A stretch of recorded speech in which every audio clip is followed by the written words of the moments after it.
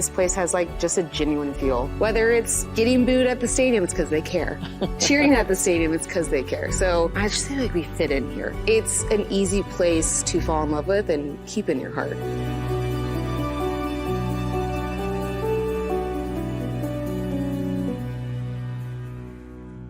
That's what I really love is the connection back to Michigan and back to Detroit. I mean, you still have the city in your heart, and people like your listenership too is coming a lot from Detroit. Yeah, well, I mean, if you spend time here, obviously you know why. This place has like just a genuine feel. And I'm like the listeners being genuine to Matthew, even when he asked for that trade, or the fans here, that's the type of people that are here and you're drawn to it. Even in the South, people are very nice. That's where I grew up, very nice. But you come here and again, sometimes in the South it can be a little overkill and you're like, Are you sincere? Yes, but here it is everyone is. Whether it's getting booed at the stadium, it's because they care. Cheering at the stadium, it's because they care. So it's an easy place to fall in love with and keep in your heart for a long time. And I hope, like, I didn't want to sell our home. I didn't want to leave here, but I'm glad we did because of what happened for my husband, but who knows what long-term plans are. Yeah, you know, it's a loyalty that I think that we found in the Midwest and that you have found as well. What is it about when you do come back here and the connection and the conversations that you're still having with people? Well, I mean, I think I grew up here. I mean, I moved here when I was 19.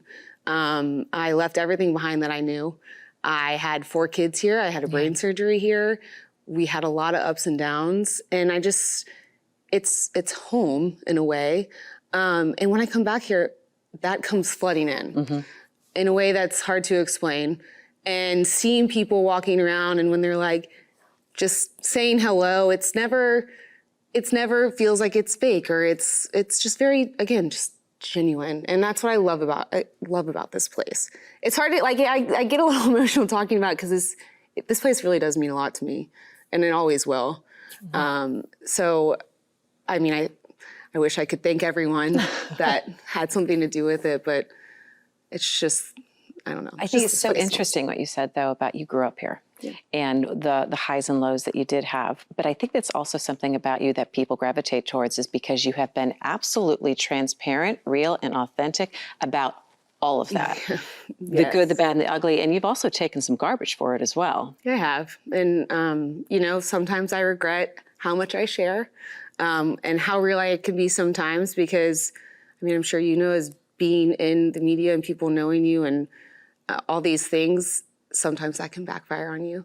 And that's hard. And I never have any type of ill, or want to do harm to anything or anyone. It's just, I'm very honest and upfront. And it's something that I love about myself, and something that I think is rare these days. And I don't know, I just want to pass that type of stuff on to my children too. So I want to be real and upfront about things that do matter. I mean, we talk a lot about on the podcast right now, and things are going to change with Hank involved, but about the failures of parenting.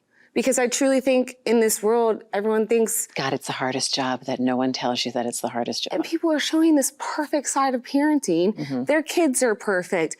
Oh, look at me, I look amazing, and I just had a child. It's not like that. And I want people to know that if they're going through, or if they don't think they're perfect, it's okay. And that's where, honestly, that's why I wanted to start this podcast. Just to be real and get it out there and make people feel okay about not being perfect. Yeah, and I love that, and just in terms of also examples for your girls, I mean, who are living the life out in LA, but yet you're still kind of sharing this Midwest, I think, sensibility. I don't think anyone would argue with me in saying that, you know. Trying. You know, LA is a different beast, I will say that. I'm taking a little bit of the Southern with me with my manners and trying to really instill that in my girls. I think it's really important, but also just trying to keep them grounded. You know, I have a husband who's very grounded. We have friends from high school and college that keep us who we are, that we love. And I think that's really important, to just stay who you are. And again, I don't know if I wasn't married to Matthew. If I was married to somebody else who might be in the spotlight, I don't know if I could have done that. Is it the temptation to get caught up in what? Explain for us. Well, I mean, like, I feel like there's temptation for anyone to be known or to become this celebrity or something along those lines. You also learn in LA that it's not all that great. You see people that get stalked and followed and all these things, and it's not fun. But that's a big worrisome for me when it comes to my children. And I want to make sure they know, like, hey, you might care about what people, and I mean, I'm at fault here. You might care about what people write on your social media. I hope we don't have it by then, but I'm sure we will. No, it's gonna get worse. You might care, but what should matter is the people who love you and what you think about yourself. And I think that's where sometimes I try and pull my realness from. I try and say, okay, how do I feel about myself when speaking about a certain matter? Like, how do I feel about it? So it's a little harder in LA. Yeah. I do think it was easier here when it comes to that kind of stuff. But there is the positive LA of Matthew just not being a big celebrity. No one really cares about Matthew. So it's kind of easy to be normal in that aspect. Yeah. You know, people are looking for the Kardashians and all these people that are, but Matthew's kind of, they're like, oh, sports guy, what's up? Though you did make the headlines of Yahoo Sports, ESPN, CBS over the past couple of days. What you said on your podcast about Matthew and him bonding, or maybe not bonding so much with the younger players on the team. Let me ask, is that ever a conversation then when you come home and he's like, hon? Oh, that was the worst thing I've probably done when it comes to with him. I spoke on a topic that I think it's relatable to the fact that it's hard to relate to someone who is 10 years younger than you. And that's what was written actually about it. It was a very relatable thing. And I do think that's entirely true, but I'm not in an NFL locker room. I'm not spending every day with these teammates. Obviously, there's relationships. He spends more time with them than he does with me during the season. They're going into battle together, and that's obviously a relationship that is wildly different from just like a me and Hank, who, we have some age difference. Love you, Hank.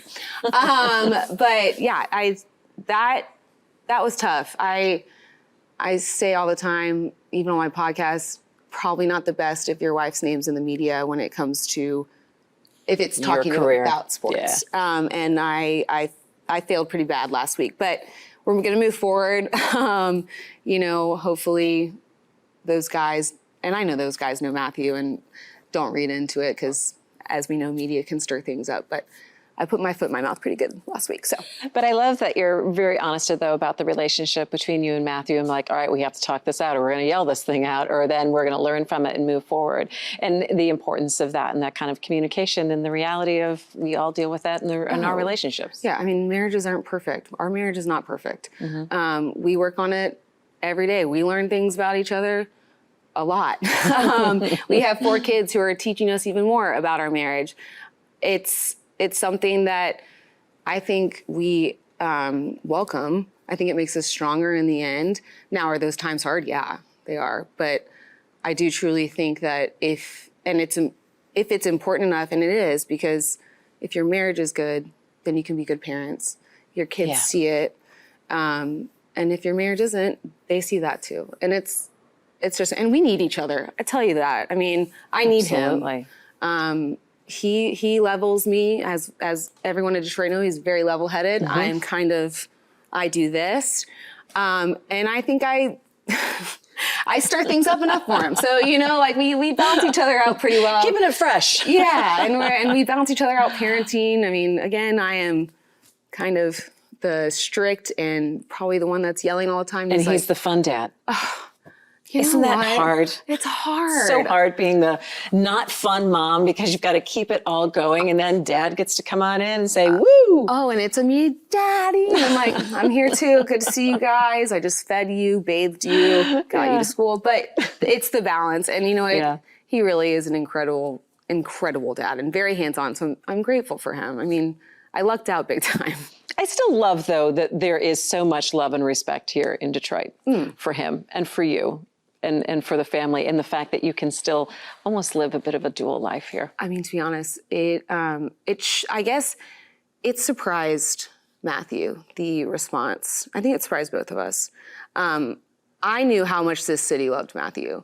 You know, I think he really, he became like this representation of Detroit and again, like welcome that and became Detroit himself. You know, he put his head down, he went to work. He doesn't want all the craziness, the hoopla around him. He just wants to be one of the guys on that team. He wants to be one of the people going to dinner. And I don't know, I just feel like he represented Detroit in a really good way. And that wasn't him acting, that's him. And so, again, I just feel like we fit in here. We always fit in here. And I know I'm grateful to the fact that if we come back, I'm hoping people will still welcome us. And that feels good. And it always feels good coming here. Always. Yeah. You still root for the Lions just a little bit? Yeah. You know what? Of course I do. We're not playing them. I'm rooting for them. If they're not playing Jacksonville or the Rams. I mean, you got to have some loyalties. I mean, I hear you. I hear you. Listen, I said it from the beginning. I wanted him to win it. And then after that, I was like, I want the Lions to win it. And I tell people all the time, there's a lot of Detroit people in LA. And they'll come up and they'll say hello and we'll talk about the Lions this year because I know there's a lot of good feelings and there should be. And I always say, you know what, when they win it, I'm going to be on that Woodward Avenue. I'm going to be in the crowd just, you know, blending in, screaming and all the things. So of course I'm rooting for them when they're not playing the Rams. Absolutely. Absolutely. All right. So tell us a little bit about what we can expect from the podcast now moving forward. Oh my gosh, I'm so excited to have Hank with me. It's been honestly something I've wanted for a really long time. We're different and similar at the same time. Hank is very good about the pop culture and things going on in the world, things that I am not good at. I mean, he could name every Bravo TV star there is. I can't name one. And that's definitely a party trick. Yeah. Great job, Hank. It is. And I'm more of like the sports side. But the things we have similar, we're both parents. We're both trying to make it work. I love that he also brings in the relatability of being a dad and also working full time. And that's something that I think a lot of the listeners can relate to and something that I can't give them. So there's a lot of dynamics that I'm super just excited about. And I think the show is gonna be so good and just lighthearted and fun and something you can listen to going to work. If you've had a bad day, you've had a good day, hopefully we can make you laugh and just try and relax a little bit. So I love it. Well, you know, you're welcome to come back here anytime. Thank you. You should do a podcast right in here in this nice couch room. I'm in. I mean, this is seriously good. Hey, thanks, Kelly. Well, really thank you so appreciate it. Thanks for the time. I appreciate y'all having me on. Thank you.